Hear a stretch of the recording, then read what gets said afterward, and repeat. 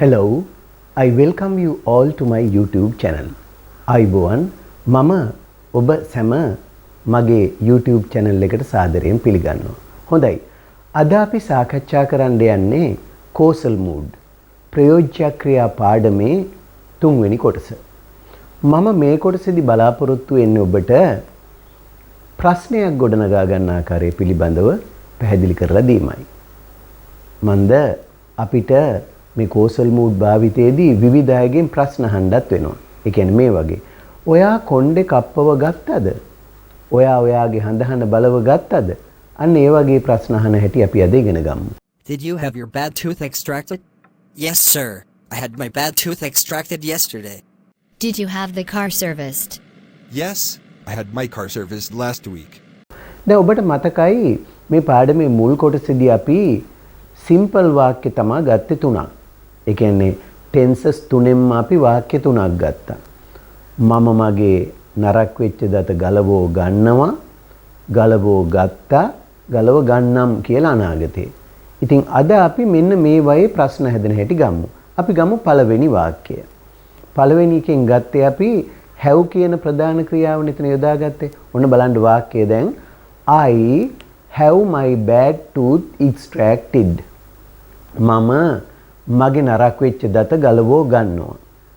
I have my bad tooth extracted. මම මගේ නරක් වෙච්ච දත ගලවෝ ගන්නවා. හරි. දැන් මේක ප්‍රශ්නේ හදන හැටි ගැන අපි කතා කරමු. හරිම සරල දෙයක් තියෙන්නේ. ඕනම සරල වර්තමාන කාල වාක්‍යයකදී ඒ කියන්නේ කර්තෘට පසු දැන් මෙතන කර්තෘ ඒ කියන්නේ සබ්ජෙක්ට් එක අයිනේ. ඒතර මම ගත්තා කියන්නේ හැවුනේ. එතකොට මෙන්න මේ හැව් තියෙන මේ ගත්තා කියන ගන්නවා කියන එක හැවුනේ ගන්නවා කියන්නේ. එතකොට ඕනම වෙලාවකදී මෙහෙම වර්තමාන කාල වාක්‍යයක් ප්‍රශ්නාර්ථයට ගේන්න ඔබ කරන්නේ මුලට දානවා do කියන වචනේ. do do. එතකොට හැබැයි අපි ප්‍රශ්නේ අහන්නේ මගෙන්ම ප්‍රශ්නේ අහගන්නේ නැහනේ. අපි I එක you කරනවා. හරි? ඔයා ඔයාගේ නරක් වෙච්ච දත ගලවෝ ගන්නවද? අන්න දැන් I එක you වෙනවා ප්‍රශ්නයක් අහද්දී. දැන් මම කියලා කෙනෙක් උත්තර දෙන්නේ ඔයා කියලා ඇහුවොත්නේ. එහෙමනම් අපිට දැන් අහන්න ඕනේ අද ඔයා ඔයාගේ නරක් වෙච්ච දත ගලවෝ ගන්නවද? එහෙනම් කොහොමද අහන්නේ? හරිම සරලයි. I එක you කරන්න ඔබ කියන්න. you කියලා කිව්වම ඊට පස්සේ මුලට do දානවා. සිංහලයේ අගට the කියලා දානවා වගේ ඉංග්‍රීසියේ මුලට do කියන වචනේ දාන එච්චරයි. ආයි කිසිම ප්‍රශ්නයක් නැහැ. වර්තමාන කාල ඒ බහුවචන කර්තෘ කෙනෙක් තියෙන වාක්‍යවලදී I you ඇතුළු. ඔන්න එහෙනම් දැන් අපි මෙතෙන්දි ගන්න have verb එකනේ. ඒකින්ද අපි මෙහෙම කරමු. ඔයා ඔයාගේ නරක් වෙච්ච දත ගලවෝ ගන්නවද? ඔන්න ප්‍රශ්නේ අහන හැටි do you have your bad tooth extracted? Do you have your bad tooth extracted? පැහැදිලිද දැන්? I එතකොට මම උත්තරේ දෙන්නේ yes, I have my bad tooth extracted. දැන් තව එකක් ගමු. දැන් අපි එදා ඉගෙන ගත්තා මම මගේ කොණ්ඩේ කප්පව ගන්නවා. I have my hair cut today. මම අද කොණ්ඩේ කප්පව ගන්නවා. දැන් අපිට අහන්න ඕන ඔයා අද ඔයාගේ කොණ්ඩේ කප්පව ගන්නවද? ඔයා අද ඔයාගේ කොණ්ඩේ කප්පව ගන්නවද? එහෙනම් ඔන්න බං හදන්න දැන්. බලන්න හොඳට. Do you have your hair cut today? Do you have your hair cut today? Do you have your hair cut today? ඔයා අද ඔයාගේ කොණ්ඩේ කප්පව ගන්නවද? ඔන්න බලන්න තව එකක් අපි ගමු. ඔයා අද ඔයාගේ හඳහන බලව ගන්නවද? ඔයා අද ඔයාගේ හඳහන බලව ගන්නවද? එහෙමනම් do you have your horoscope read today? Do you have your horoscope read today? තව එකක් බලන්න. ඔයා මාසෙකට සැරයක් ඔයාගේ වාහනය සර්විස් කරව ගන්නවද? ඔයා මාසෙකට සැරයක් ඔයාගේ වාහනය සර්විස් කරව ගන්නවද? කොහොමද අහන්නේ අපි? Do you have your vehicle serviced once a month? Do you have your vehicle serviced once a month? පැහැදිලිද දැන්? එතකොට මොකද්ද කරන්නේ? මුලටම අර සිංහලේ අගට ද කියලා අහනවා වෙනුවට ඉංග්‍රීසියේදී have වෙන අවස්ථාවලදී දාන්නේ do කියලා. වර්තමානයේ නිසා. Do you have your vehicle serviced once a month? ඔයා මාසෙකට වරක් ඔයාගේ වාහනේ සර්විස් කරව ගන්නවද? බලන්න කොච්චර ලේසිද කියලා. ඔයා සතියකට වරක්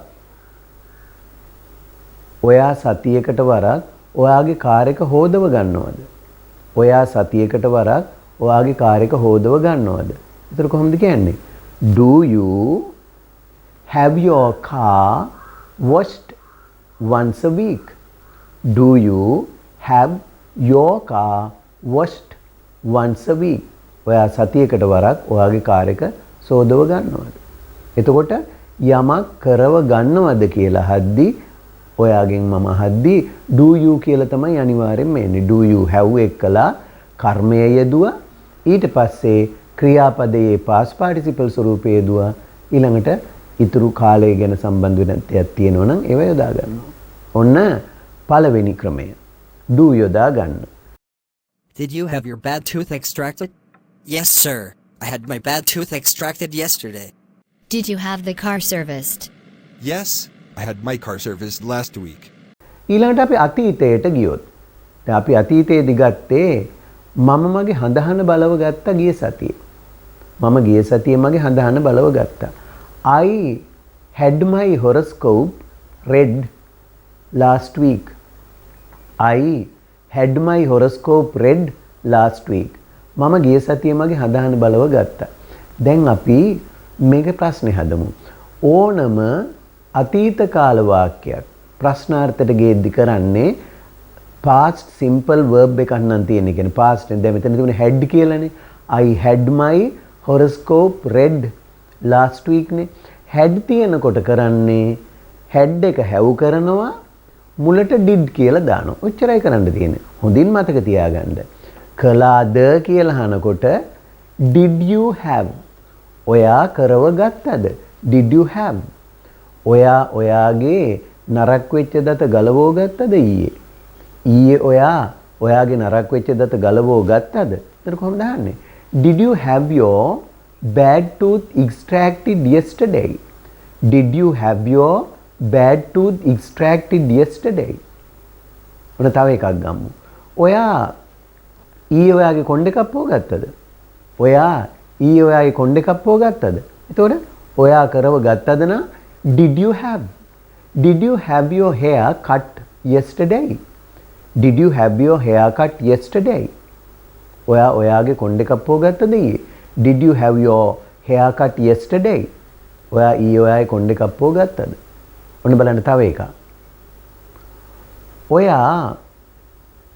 ඔයාගේ හඳහන බලව ගත්තද ගිය සතියේ? ඔයා ගිය සතියේ ඔයාගේ හඳහන බලව ගත්තද?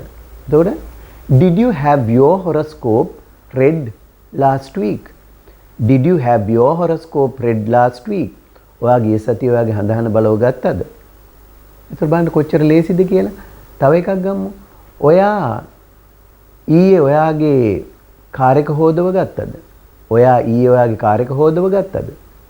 Did you have your car washed yesterday? Did you have your car washed yesterday? එන්න බලන්න. ඔයා ගිය සතියේ ඔයාගේ වාහනේ සර්විස් කරව ගත්තද? ඔයා ගිය සතියේ ඔයාගේ වාහනේ සර්විස් කරව ගත්තද? ඒක කොහොමද කියන්නේ අපි? Did you have your vehicle serviced yesterday? Did you have your vehicle serviced yesterday? or last week? ඔයා ගිය සතියේ ඔයාගේ වාහනේ සර්විස් කරව ගත්තද? Did you have your vehicle serviced last week? Did you have your vehicle serviced last week? ඔන්න ඔය විදිහටයි අපි අතීත කාල ප්‍රශ්න හදන්නේ. වර්තමාන කාලයෙන් ප්‍රශ්නය අහද්දී do you. අතීතයෙන් ප්‍රශ්න හදද්දී did you. ඊළඟ එකේදී ගැටලුවක් නැහැ. අනාගත කාලෙදී උපක්‍රියාවක් තියෙනවනේ will කියලා. අන්නේ will තියෙන ඒවාදී කරන්නේ will එක මුලට දානවා. එච්චරයි කරන්න තියෙන්නේ. will කියන වචනේ මුලට දාපුවහම ප්‍රශ්නේ හැදෙනවා. දැන් මේ බලන්න ඒකෙත් ගමු වාක්‍ය කීපයක්.